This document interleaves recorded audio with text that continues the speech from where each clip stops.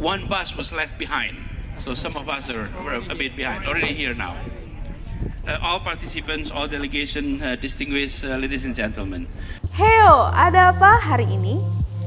DPRD DKI Jakarta pada hari Selasa 13 September 2022 mengumumkan secara resmi berakhirnya jabatan dari Kepala Daerah DKI Jakarta yaitu Gubernur Anies Baswedan dan Wakil Gubernur yaitu Ahmad Riza Patria yang berakhir dari masa periode jabatan 2017 hingga 2022.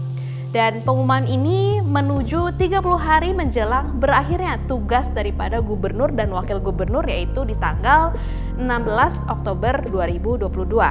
Nah, Menteri Dalam Negeri Tito Karnavian mengatakan bahwa ada nama 6 calon pengganti Anies Baswedan yang akan diberikan oleh 3 nama oleh DPRD dan 3 nama lagi oleh Kementerian Dalam Negeri. Nama-nama itu merupakan hasil keputusan dari semua fraksi di DPRD DKI Jakarta pada rapat paripurna. Dan pertanyaannya sekarang, apa hukum dan juga tahapan dari perpindahan jabatan Gubernur DKI Jakarta? Dia menyerahkan 3 nama dari 9 fraksi, jadi 27 orang. Dan karena kami sebagai pimpinan Dewan itu adalah anggota fraksi, kita serahkan semua fraksi itu menentukan siapa 3 orang tersebut. Ya, 9 fraksi kan dikali 3 kan 27. Siap. Juga 27 itu kan belum tentu, mungkin ada 10 orang, mungkin ada 8 orang, atau mungkin ada 4 orang, atau 5 orang. Nah, yang tertinggi di situ, itulah yang kita serahkan kepada Mendagri. Tentu banyak hal yang dipertimbangkan untuk menggantikan posisi Anies Baswedan dan Riza Patria. Siapakah nama dan apa rekam jejak mereka?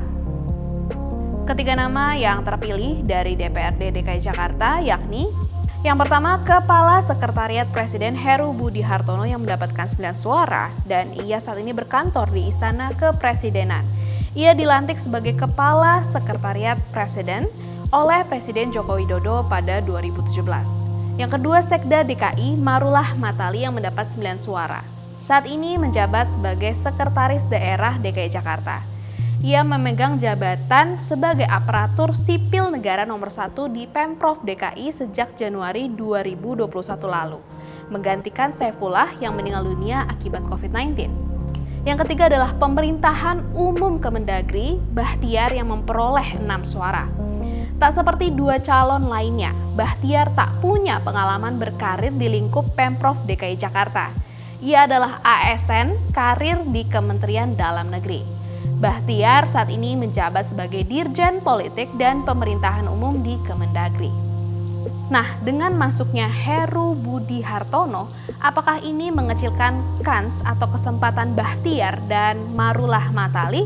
Benarkah nama Bahtiar disorongkan oleh Tito Karnavian?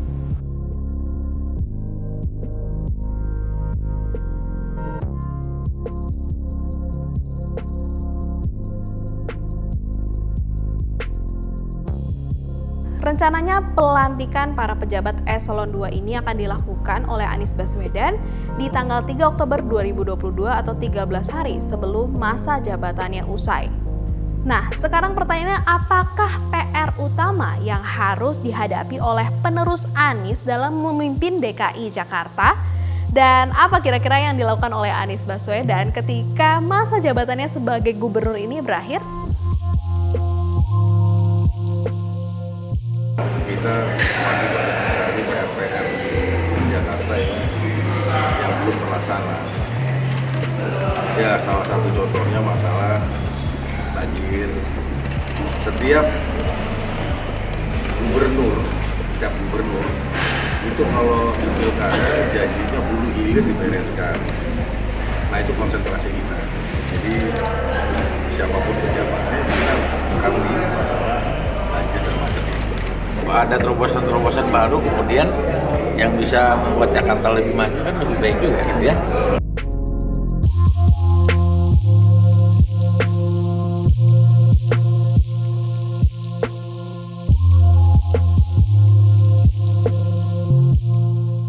Jadi, gimana menurut kalian? Karakter pemimpin seperti apakah yang kita butuhkan untuk memimpin Jakarta 5 tahun mendatang? Taruh pendapat kalian di kolom komentar di bawah dan jangan lupa saksikan Hadap Hari ini hanya di tempo.co.